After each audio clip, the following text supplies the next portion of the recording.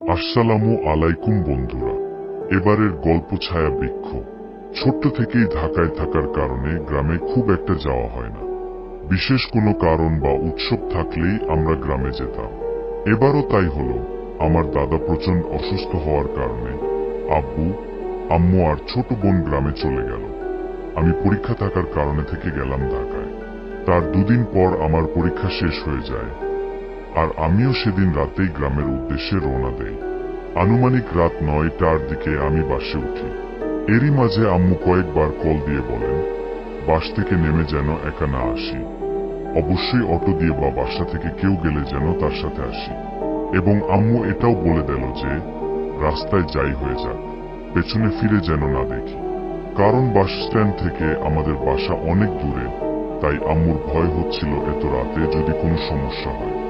যথারীতি বাস স্ট্যান্ডে পৌঁছাতে আমার রাত 2টা বেজে যায়।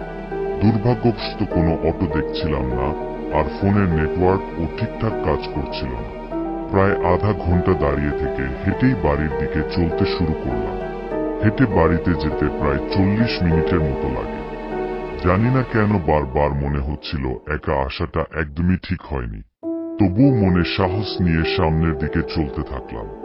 রাস্তার দূর দূরান্তে একটাও লাইট নেই। আশপাশ থেকে ভেসে আসা শেয়ালের ডাক কেমন গা ছমছম অনুভূতি দিচ্ছিল। মধ্যরাত সাথে হালকা শীতল বাতাস, ঠান্ডাও লাগছিল বেশ। অনেক দূর হাঁটার পর একটা গাছপালায় আচ্ছাদিত পুকুর পার হওয়ায় সময় কেমন গরম অনুভব করছিলাম। এত রাতে পুকুরের পাশে হাঁটতে এমন গরম অনুভব করাটা একটু অদ্ভুতই লাগলো। দ্রুতই পার হয়ে গেলাম পুকুরটা পার হওয়ার পরই মনে হচ্ছিল কেউ আমার পেছন পেছন আসছে। তার হাঁটার আওয়াজ যেন আমার কানে বাজছে। আমার থেকে 2 কি 1 হাত দূরে হবে এতটা কাছে মনে হচ্ছিল। অদ্ভুত একটা গন্ধ নাকে আসছিল, শেওলা বা পানিতে পচা এমন টাইপের একটা গন্ধ। আমি যতই সামনে যাচ্ছিলাম জিনিসটা যেন ততই কাছে আসছিল। অদ্ভুত এক রকমের হাসির আওয়াজও শুনতে পাচ্ছিলাম। মনের ভেতর একটা ভয় কাজ করছিল। হঠাৎ সামনে একটা দোকান দেখতে পেলাম। যদিও দোকানটা বন্ধ ছিল, কিন্তু বসার বেঞ্চটা বাইরেই ছিল। কিছু না ভেবেই সেখানে বসে পড়লাম। কিছুক্ষণ বসে চারিদিকটা ভালো করে দেখলাম। আশেপাশে মানুষ তো দূরে থাক, একটা পশু পাখিও নেই। বোতল থেকে একটু পানি খেয়ে আবার হাঁটা শুরু করলাম। একটু হাঁটার পরই আবারও মনে হচ্ছিল সেই জিনিসটা আমার পেছনে আসছে। এবার তার পায়ের আওয়াজ খুব বেড়ে গেল, যেন সে খুব রাগান্বিত বা শক্তি দিয়ে হাঁটছে।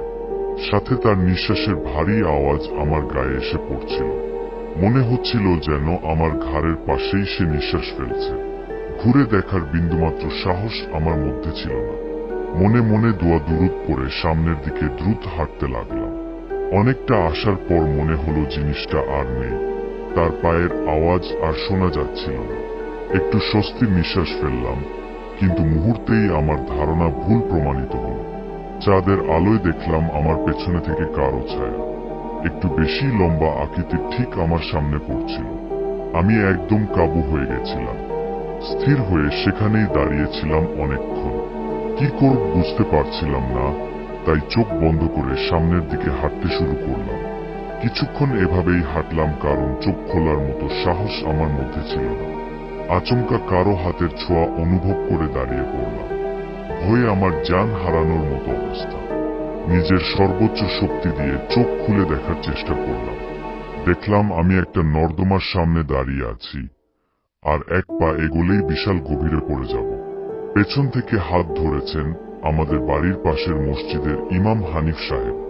উনাকে দেখে আমার চোখ দিয়ে আনন্দের পানি গড়িয়ে পড়ল, যেন নতুন করে জীবন ফিরে পেলাম আমি। আশেপাশেও সেই অদ্ভুত জিনিস, তা আর দেখলাম না। কিন্তু হানিফ সাহেব আমাকে কিছু জিজ্ঞেস না করেই সামনের দিকে হাঁটতে লাগলেন। আমিও অতটা চিন্তা না করে উনার পেছনেই হাঁটতে শুরু করলাম।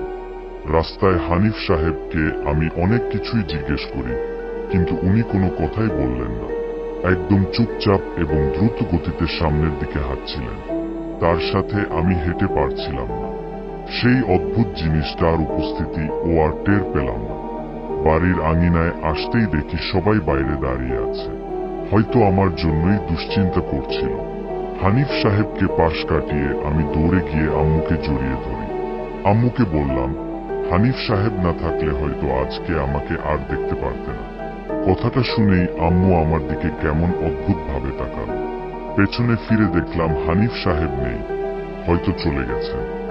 আম্মু বলল, যাও গোসল করে আসো, আজান দিয়ে দিবে। আমি ঘড়ির দিকে তাকিয়ে চমকে গেলাম। 2:30টার দিকে আমি বাড়ির দিকে রওনা দেই। তাহলে এখন 5টা কিভাবে বেজে গেল? এত সময় আমি কোথায় ছিলাম? এসব ভাবতে ভাবতেই গোসল করে ফজরের নামাজ পড়লাম। একটু পরই আম্মু বলল, আসো আমার সাথে মসজিদে যাব, হুজুরের সাথে দেখা করতে। আমি ভাবলাম হয়তো হানিফ সাহেবকে কৃতজ্ঞতা জানাতে যাবে। মসজিদে গিয়ে দেখলাম নতুন ইমাম হানিফ সাহেব নেই।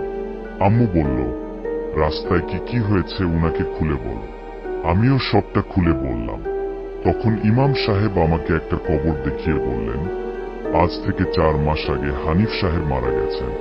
কথাটা শুনে আমি যেন আকাশ থেকে পড়লাম।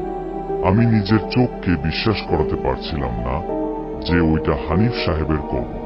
ইমাম সাহেব বললেন, মধ্যরাতে পুকুরে খারাপ জিনদের উপস্থিতি ছিল, তোমাকে একা পেয়ে ক্ষতি করতে চেয়েছিল। তখনই হয়তো কোনো ভালো জিন বা অপ্রাকৃতিক কোনো জিনিস তোমার সাহায্য করেছে হানিফ সাহেবের রূপ নিয়ে। এরপর থেকে রাতে কোথাও একা যাবে না, কারণ খারাপ জিনের নজর তোমার উপর থাকবে। সুযোগ পেলে হয়তো আবার ক্ষতি করতে পারে। তাই উনি একটা শরীর বন্ধ রাখার তাবিজ দিয়ে দেন। কিন্তু সেদিনের রহস্যটা আজও আমার কাছে ধোঁয়াশার মতো। কে ছিল সেই অপ্রাকৃতিক জিনিসটা? কেনই বা আমার উপকার করল? আজও আমি ভাবি সে কথা। মনে পড়ে যায় সেই ভয়ঙ্কর রাত। তো এবারের মতো বিদায় নিচ্ছি বন্ধুরা, ফিরছি নতুন ভয়ানক গল্প নিয়ে। আল্লাহ হাফেজ।